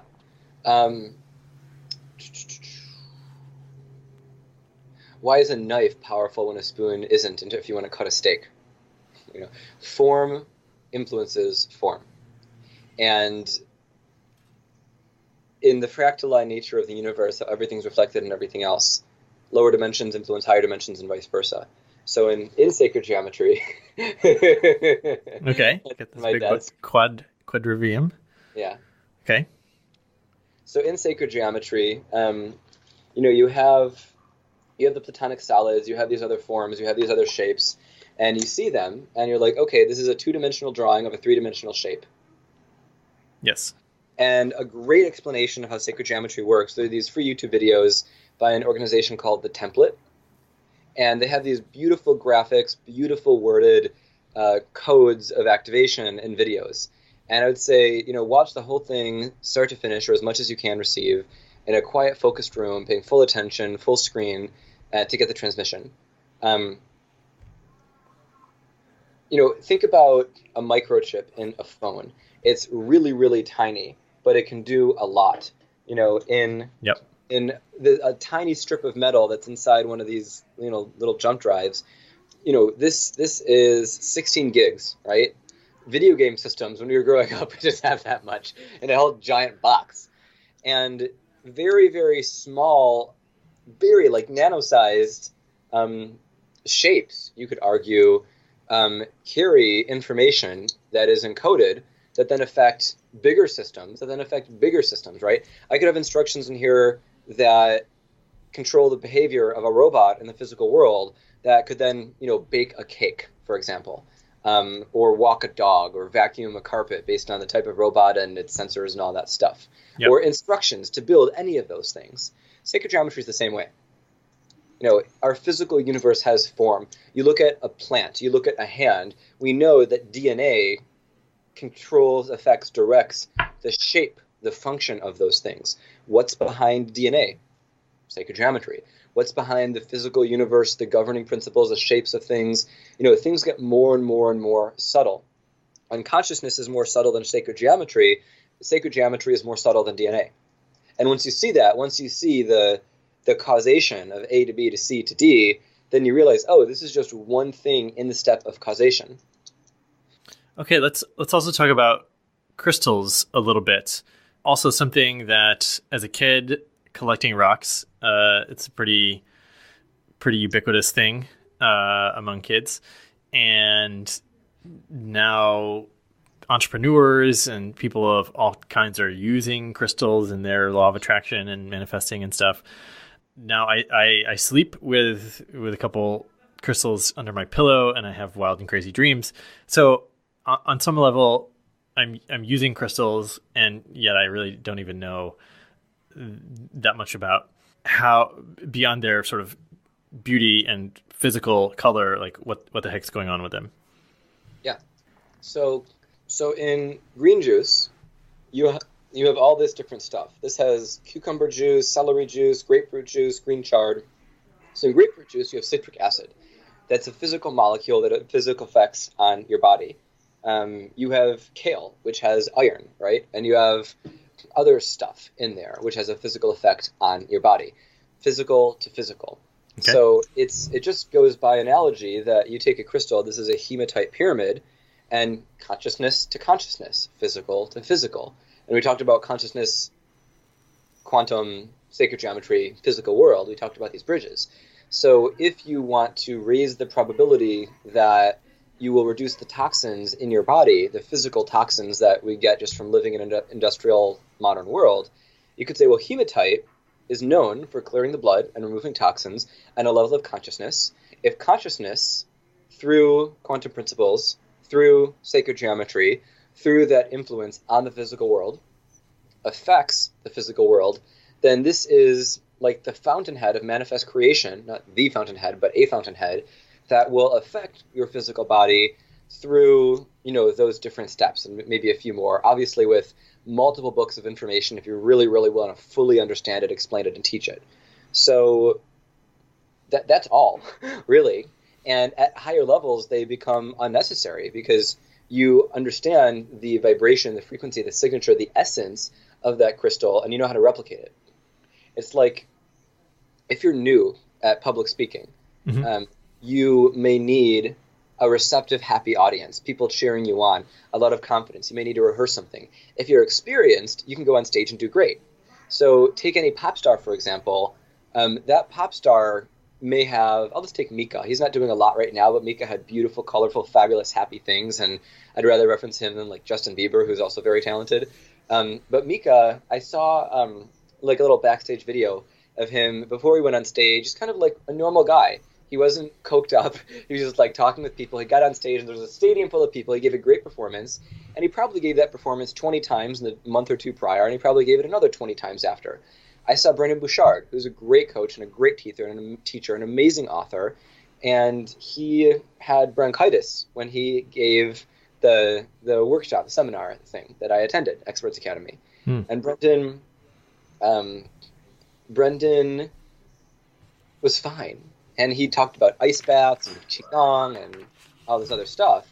And when you are attuned at a level of performance, you don't need as many of those other things. You have more endurance. You believe in yourself. Your consciousness alone, through whatever reminders you need, baseball players have superstitions sometimes, you take on the things that you otherwise externalize. Exactly the same with breatharians. Without breatharian training and initiation and proof, we can't do it. We believe we can't. Then we can. And so we need a certain amount of food at a certain frequency. And then if we do the practices properly, we need less. And if we do them properly, we need even less. And our function is the same. If not, it improves. So I say the same thing here. If you want to boost physical energy, you could use Jasper. And when you understand how Jasper works, the portals that open, all the stuff with the root chakra, the Muladhara, you can just draw that in from a portal. And when I was dancing yesterday, that's what I did. Dancing is very physically intensive. Got there at 8:30 at night, had a full day beforehand, and at some point I just needed a boost, so I just drew up energy through my root, and I was great. Wow. Okay. So crystals are like training wheels, kind of sounds like. Training wheels, batteries, portals, living beings that offer kindness and support. You could take plants. I have some plants in my room. Plants convert CO2 to oxygen through their natural process of respiration. There is a man, I think it was Pilot Baba was his name, and he was in an enclosed glass sphere for a long time, like 24 hours or something. And there were cameras, and there was Skeptical Society, and there were his students. No food, no water, no air. He was fine. And there's a story that when the skeptical people went out to the pub because they were bored, he dematerialized, he disappeared. And when they came back, he was back. And his students said, what happened? They're like, why didn't you show us? And he said, who am I to take away your religion? And coincidentally, the cameras malfunctioned or showed static when he had disappeared, which is also very interesting. So he transcended typical breatharian practices and drew prana, consciousness Tao, and use that to fuel what most of us need for air. So, it's all, as Bashar would say, a permission slip. This is wonderful stuff. This episode is brought to you by Publishizer, a crowdfunding literary agency that helps speakers, thought leaders, and authors get their books discovered by traditional publishers. A couple previous guests from this show, Colleen Schell, Melissa Lynn Stengel, and myself, have launched campaigns with Publishizer. And that's how I was able to get a publishing deal for Superconductors, because we ran a successful campaign on Publishizer. The best part is that it's totally free, and you can go and their team will help you on this step-by-step process to write your 1,000-word book proposal, and they'll match you with a publisher that fits your topic. So if you want to do that, all you need to do is go to get.publishizer.com/pitch and put in the code adventure. That's get.publishizer.com/pitch, and your special code is adventure. Let's talk about psychedelics and plant medicine. This is something that a lot more people are experimenting with. Michael Pollan obviously wrote How to Change Your Mind, which is bringing that awareness of this trend even more. But in your book, you recommend that psychedelics, be a little wary of them. What's your experience, and how people should approach thinking about these? Yeah, of course, the required legal disclaimer, no matter what I say, I'm not advocating the use of any illegal substance, and talk to your doctor before you take anything. So that out of the way. Psychedelics are ways of altering your system to have an experience you otherwise wouldn't have. Just basic foundational stuff, even if it's obvious, but I want to build layer by layer. Okay. And I'm going to include the other stuff that we've talked about so far. So when you have a rational mind that's dominant, most of the blood in your brain goes to the parts of that's responsible for it. If you perceive something as irrational, like you haven't read the 50 books about magic or seen or perceived things, magic is impossible. You take a bunch of psilocybin, and then suddenly the world feels magical, right? And you see or experience or feel something, and you're like, oh, magic is real, this is amazing. And the psilocybin can help your brain build generate neural connections, and then that stays in you. Mm-hmm. And then, a day or two later, your biochemistry is more normalized. You're like, oh, it was just a drug. It didn't really happen.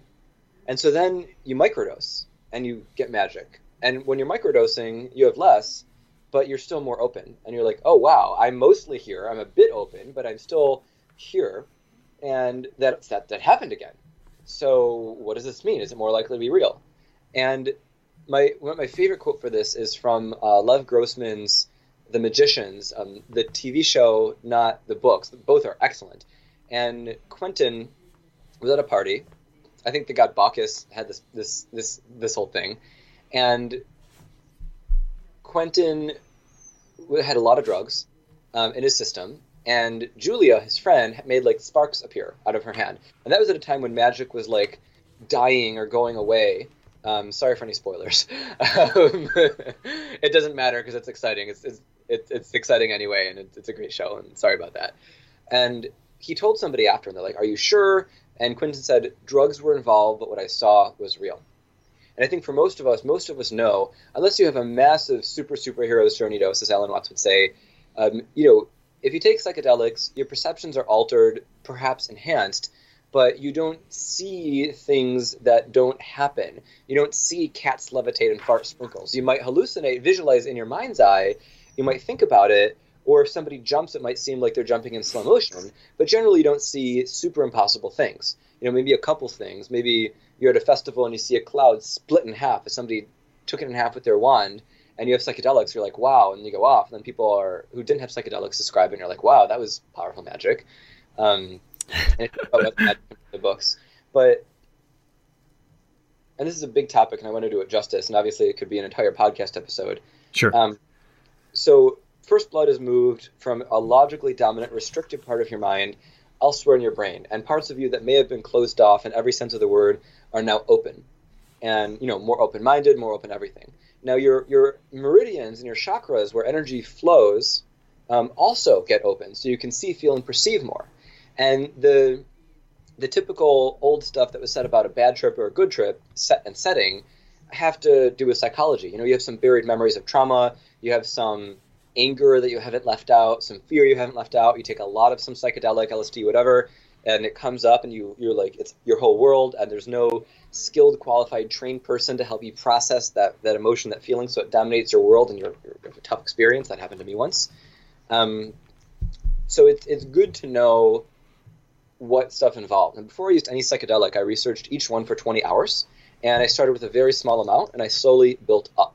And that's a way that is a lot safer and healthier, because everybody biochemically is different. If anybody has any tendencies towards bipolar, for example, psychedelics can be really stabilizing. And there's a natural mineral called lithium. A lot of people with bipolar take it, and if anybody ever feels destabilized from psychedelics, Orthomolecular brand has lithium orotate, which is a natural lithium. You can get it from Amazon, and it helps restabilize. So the value of psychedelics, and I'd recommend natural plant-based ones. I'd recommend it if I could legally. But if somebody's thinking of taking something, psilocybin, ayahuasca, and for a lot of people, cannabis, it's more natural, and not a vape pen, which is synthetic and has additives, but the whole natural compound of the herb. And I'd say, think about it, really understand the biochemistry before, during, and after. What supplements should you take? How does it affect your dopamine, your serotonin? Really all of it. What supplements should you take before, during, and after? On Reddit, people talk a lot about MDMA and what, like, the ginger and alpha-lipoic acid you should take to balance out your system with MDMA, and how often it's safe to take it versus not, if you choose to. And taking the pure form versus Molly, like the form that could be cut, mixed with other stuff in a pill, as opposed to you actually see the crystals and measure them. And know how much you're taking, and know why you're taking it. And be in a setting that's very conducive, a place that's comfortable, a place with kind, supportive, good people, a place where if you have a reaction, you can receive the support that you need. Obviously, good bathroom facilities, And if you have all that stuff, and ideally if you have an intention, it can be one of the most powerful, transformative experiences in the world. You can get months of progress in a night. And while you can expect to feel the effects for 4 to 8 hours or longer if you take a lot, or shorter if you only take a little bit, it can be so significant of a way to affect and alter your personality and expand your consciousness that it's like a path of rocket fuel growth. And now, thankfully, MAPS and other credible organizations are studying therapeutic effects of psilocybin and MDMA on people with PTSD, for example. And I've used psychedelics 300 times, give or take, between small doses and big doses, and I use them very rarely now because I don't need them. I can trip, I can trance, I can get visions, I can see, feel, and perceive magic and energy much more. And it's way easier to perceive energy and chi with this stuff because it opens you, right? And it was part of my training, and it was part of my healing, much more of the healing. And everything has its place. And some people get in altered states with breath work, which is great. Some do it with sweat lodges, and some do it with psychedelics. And the key phrase here is plant medicine versus drug. I would define a drug as something you take recreationally to change your body chemistry, maybe responsibly, maybe not, maybe with side effects, maybe not. And all this stuff, can cause anxiety if not taken properly, or can get rid of anxiety if taken properly. But cannabis, it's getting really popular. It's legal in more places. The stigma's going away. And ideally, cannabis is best only used maximum of once a week, maybe twice a week, with a bunch of supplements. Otherwise, it can drain your adrenals. It can drain your kidney yin. People who use it a lot, it can cause paranoia. Some people have allergies. There's a huge difference in feeling and sensation from high-quality, organically grown, fresh cannabis versus, a crappy kind. How much CBD, sativa indica, how old is it? Is it moldy? And most people don't think about it. They're like, oh, it's weed, dude, who cares? No, it matters. If you care about your food, if you had the choice to spend a little bit more money on healthier food, why not invest the resources if you are choosing to take something in the healthiest quality, most quality, cleanest stuff? I don't care if it's 3 times as expensive. If I'm going to affect my body in a significant way, I want to affect it the best way possible. This is obviously more expensive than taking a few tablets of compressed greens and powder. It's fresher, it has more chi, etc. But the ROI is better. I'm healthier, so that's less expensive than being not healthy. I have more energy, which is, if you just value it on money, you have more time to work, but also you feel better. You have better quality of life. So each psychedelic, and cannabis can be psychedelic in the right the right settings. Interesting. Has a different value, has a different purpose, and I can go over them if you're curious briefly. What do you mean? I can just mention each and mention certain values and benefits they might have and certain things to watch out for. Of different plants, you mean? Yeah.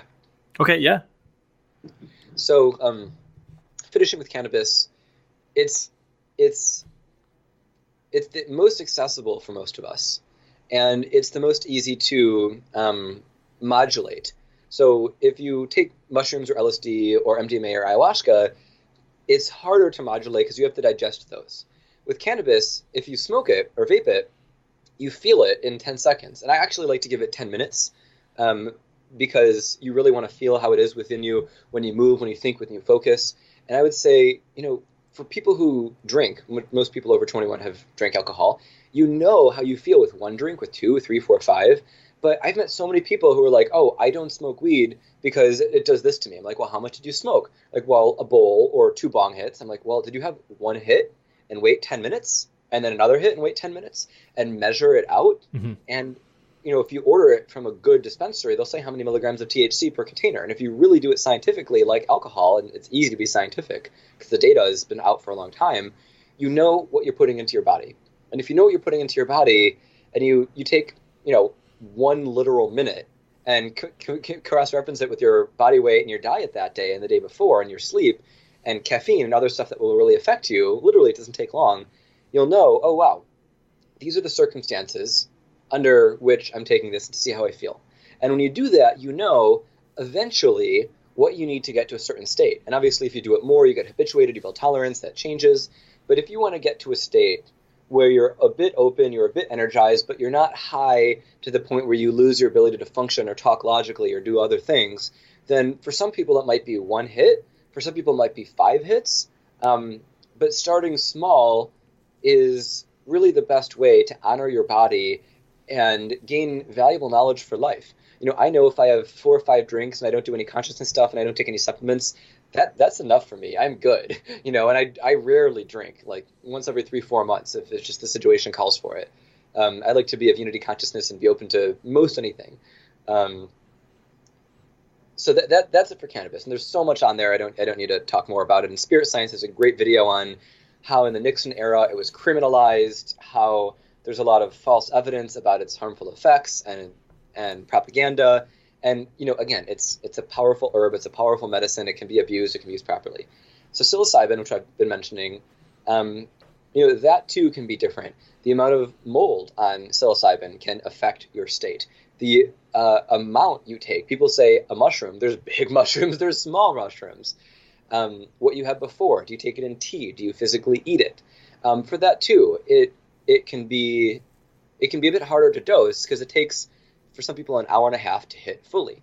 And so for that, you want to have more patience. If you want to use that as a medicine on your path, I would honestly take 2 to 3 months of research to take your time. Start with a small microdose, measure out the milligrams, and then slowly go up to whatever amount that you feel is right for you based on your research, and hopefully a qualified, compassionate professional with a good track record and testimonials, ideally people you talk to if you can, to be there with you and support you in how it'll be transformative. Releasing memories, building new memories, learning skills, doing magic, whatever the purpose intention is. Great for healing trauma. Also the freshness of psilocybin, how dry it is, all these are different factors. The thing with psilocybin is it works in like a spiral. So you start to feel it and then it goes down. You start to feel it and then it goes down. One of the biggest mistakes people can make is during that spiral when it goes down, they're like, oh, I don't feel enough. I've had 5 minutes, and then they eat more, and then the spiral finishes or continues, and then it doubles, and they're like, wow, this is a lot more than I thought about. Theanine is a great supplement to take because it builds your alpha waves, it calms you down. Is that in chocolate? Is theanine?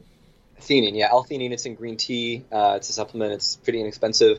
A website, examine.com, actually is great. They have a huge thing on cannabis and on pretty much any supplement, if anybody is curious about it. Examine.com, Sal Orwell founded it. Really great meta-analyses about all sorts of biochemical things. But, if anybody takes anything and feels anxiety, this flower essence, Mimulus, I'll hold it up for a little bit. You can buy this most places online. Mimulus by Buck, Flower Remedies. It's homeopathic. It's great for anxiety. And it's, for anybody concerned about a trip, they've chosen to do it, or they're mid-trip, having this on hand is great. You get a little liquid, you squirt it under your tongue, and it works really fast. And I had a history in my past where I had more anxiety, and this is so powerful, and it's so gentle, and it works quite fast. So you want to have a little integrative pharmacy on hand with whatever you take, so you can balance yourself out, along with doing the research, maybe 20 hours, maybe more, maybe less. So that's like a hedge against a bad trip kind of thing. That's a hedge against a bad trip, but also knowing your psychology. If you have a lot of trauma or a lot of things about your life which bother you, this psychedelics can bring it to the surface.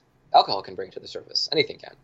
And know that in it coming to the surface, you're going to feel it. And if you allow yourself to feel it, you can release it. But if you feel it really, really strong, you may need help. You may not have the capacity or the training to release it fully. And so I'd recommend, if somebody's already decided to use something, to work with the healer. And most healers I know charge a minimum of $400 to trip sit, because it's a lot of time. And when I trip sat people, it is a lot of time and skill and attention. And they may want you by their side. They may want like light touch or cuddling or like a long hug. They may need to go on like a long rant. They may need somebody to look at them and smile and give reassurance. They may get hungry, thirsty, whatever. In ayahuasca, if people take a lot, stuff comes out both ends and it's very intense, and you have to be in the right location to be okay with that. Ideally, be around songs, be around drums. Ellen Watts says, sing if you take a lot of psilocybin, because the energy comes and you want to process and release it. So I know we're nearing our time, so I just want to zip through the others. LSD, I would not recommend super highly. A lot of people talk about it and laud it, and it's easy to transport. But LSD, in my experience, is the most deep stabilizing and the most random in terms of what you feel. There's so many different types of batches, and it is synthetic, and it has a lot of really great properties. But I don't advocate it, and as such, I'm not going to talk about it a lot. Can it be helpful? Yeah. But do the natural organic things have arguably more benefits? Yeah. So it is an option. If people want to choose to research it, they can. But you can enjoy art and colors and music and opening to magic with psilocybin just as much. It's a bit different, but there's enough people to talk about LSD that I don't want to get into it. Ayahuasca is fabulous. Ayahuasca, I'd say, is one of the best medicines. It has a lot of intelligence. She, in her wisdom, knows what you need. When I've had ayahuasca, it did what I was hoping for. It helped me be friends with my amygdala, which for my own personal reasons is something I needed at the time. And there's a great community around ayahuasca. It's a much easier thing to find skilled, experienced practitioners. I'm talking about 20 years of experience, not like, oh, I'm a shaman, I went to Peru for a workshop, but people who have led journeys hundreds of times, right? And like everything, you start with a small amount, and then you can work your way up. And now some people are like the Envision Center in Costa Rica, where it's legal and you go and you do plant medicine. They say, oh, do a ton. You have this amazing life-changing experience. Same for Iboga or Ibogaine. I've had friends who took it. I haven't had that yet, and very powerful. It's been said it can cure heroin addiction, so smoking and other stuff for sure, relatively quickly in one big dose. But I feel like if you're going to turn to something for a tool, you want to have that be in your tool belt, and you don't want the experience to be overwhelming. And so I'm saying, start small, so your body and your psychology can acclimate. And, if you're not somebody who has done a ton of deep work, therapy, healing, whatever, and a lot comes up, it'll give you an agenda. I was in a healer school in the Bay Area, and they went so deep that I'm like, oh, wow, I have this now laundry list of things to work on. And I became a bit of a hypochondriac. And I really, you want to work on one thing at a time, resolve it fully to completion, and then go to the next thing based on, severity, how much it impacts your life, and how you're talking about traumas or Yeah. or injury or things like that. Yeah. Okay. Yeah. And a lot of people have had that: abuse, bullying, whatever, PTSD. Not to say whatever to belittle it, but just, it's just part of life. Yeah. And it's a gift, and we can be grateful for it and how it took us along our journey, and then transmute it and then move on, or love it and take it back into ourselves. I'm not speaking healer mode a lot right now. So ayahuasca can be great. MDMA is my current favorite because it really opens the heart. And we're in a world where having an open heart is not super common. People are talking about empathy, but people aren't skilled in empathy. People might merge. People might have codependent tendencies. And when your heart is open and you can really feel, give, and love, receive love, and when you can release anger, which is often a block or defensive mechanism to protect the heart, because you haven't released sadness, being able to release sadness, being able to cry, that's foreign for a lot of people, especially a lot of men. And MDMA is amazing. I'm not saying that, if you take MDMA, you'll cry your face off, but being able to open our hearts, that's often the transition point between the old Western material world and a holistic, integrative world, seeing the wisdom in all cultures and all peoples that serve you. And I would say if somebody is thinking of one thing to start with, or one thing to use, or one thing to research for whatever reasons, they may really want to look into MDMA. And again, MDMA, not Molly, the pure crystal form from the most reputable source you can, a lab if you can get your hands on it, and with everything else, like somebody very skilled with a lot of experience. And do not take it more than every 3 months. Some people say every 1 month, but that can be based on the dose, and definitely have tyrosine and 5-HTP and ginger and alpha-lipoic acid handy, and maybe a few other things, because you want to stay in balance. And people have taken MDMA and not done those things and then been depressed for a bit because they let out all their serotonin. And that doesn't happen to me because I take the right stuff. And, I had somebody talk to somebody very experienced. They said, yeah, you could take MDMA every month if you take a medium small amount, and it can totally change you. And to change a personality, for those listeners who, you're a certain person and you want to be somebody else entirely, personally, professionally, romantically, physically, that can take a couple years. And psychedelics can help accelerate it and make it a bit easier and maybe a bit richer and deeper into you. But have patience with these things. Don't try to push it. Don't try to drive it. The side effects are real and the benefits are high. But it's like training for backflips. Say you're new to it and you push yourself and you do some good backflips and then you're sore for a couple days. You want to wait until you're fully recovered until you do it again. And same thing with this. It just might take a different time span based on what we know about them. And we don't know everything there is to know in mainstream culture. And so, I'm giving as much caution as maybe more caution than I am advocating, because right now there's this big drug culture and party scene and EDM scene where people abuse stuff and don't use stuff properly and build associations that don't really serve. And then, their parents or their coworkers have this stigma, and we need to erase and transform and remove the stigma. And that will only be done by using things with reverence. And so I would advocate languaging it as plant medicines or medicines as opposed to drugs. And that language is the distinction. And then your actions of blessing, of research, of supplements, of set and setting, of working with an expert, shape that. Yeah, that's really helpful, I think, for a lot of people who are curious or have tried one or more of those things. Yeah, wonderful. We're almost at the end of my longest interview that I've done. Thank you for the record. Yeah. It's easy when you're on the green juice to go over the distance. Yeah, I'll just if there's any final thoughts or if there's anything in all of the trains that we've talked about that you think we haven't touched on that you think is an important note, feel free to include that. And then also the best place for people to find you, get in touch with you, learn more about you personally. Yeah. Thanks, Eric. Yeah. So believe in yourself. If you want to experience something in this life, if you know something is real, go for it. You don't have to tell people or post on social media, but if you feel that something is right for you in this life to experience, spiritually or otherwise, find a way to have that experience in a holistic, sustainable way, and allow that to help you become the person you want to be. Every day is precious, and letting one day go by where you don't even take 5 minutes to plan, think about, research, or try what you feel you've wanted to try, magically, spiritually, anything. This life is yours. This life is for you, and nobody can define it or its track except you. And no matter what you might think you have to do, your consciousness is your own. And I believe in you, and I love you, and I'm here for you, for whoever you are, to help you in your journey, whether it's me directly or something I recommend. And I just know that you'll be so much happier and fulfilled when you go for it. So go for it. Yes. That's so perfect. Yeah. Wonderful. Yeah. So people can find me on magicalgoldenage.com. It's a great site. I'm adding to it all the time. There's a lot under construction. You can contact me directly. You can sign up for a newsletter where I send a bunch of free stuff twice a week, sometimes more if there's a special event.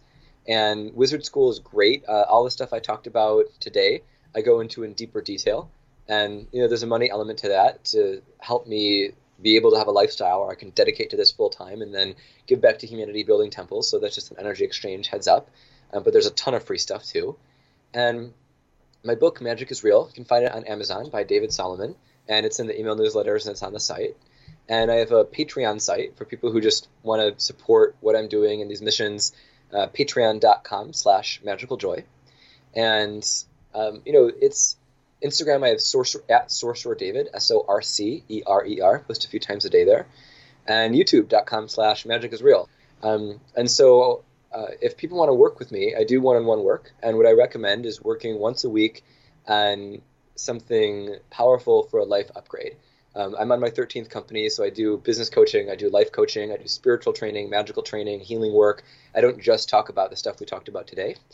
And I've experienced both giving and receiving a lot of all that stuff I just mentioned.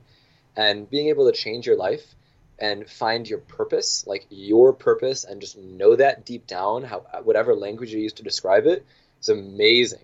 And that's the thing a lot of people come to me to, is to find out what it is and how to build a life and a career around it. And I've been fortunate to know and teach a lot of money magic that works, so that's often an enabler. And as has been demonstrated, there's a lot of references, and whenever people talk, I usually give them assignments and books and homework and things like that. So there's a lot on this journey. And I'd say, just go to experience something. We are mind, body, spirit, and all of those are important. The body shouldn't be or ignored or prioritized for the mind. There's a lot of workaholics out there. I was one of them. And spirit is real. And there's a lot of access. It's not dominated by any one religion, tradition, faith, or practice. Everything I say is an offering. I don't claim to say it's an absolute truth. However, if people want to see that as such because it helps them just close the door on needing to research and just be able to run with something, then great, go for that. And I would just encourage everybody to claim and find their own power and find how they can do good in the world and be true to themselves. Wonderful. And, I particularly love your, I love you, I believe in you. And I think, it's such a fun exploration. I just want to acknowledge you for making it fun and also bridging the things that a lot of us understand, the science, seeing is believing, Yeah, I just really appreciate that you have this amazing body of knowledge and you're able to explain it and bring it to people in such a way that it's accessible. So very valuable stuff. Thank you so much, David. Sure, Derek. My pleasure. And can't wait to talk to you again soon. Yeah, brother. Have a wonderful day. Thank you so much for the show. Thank you.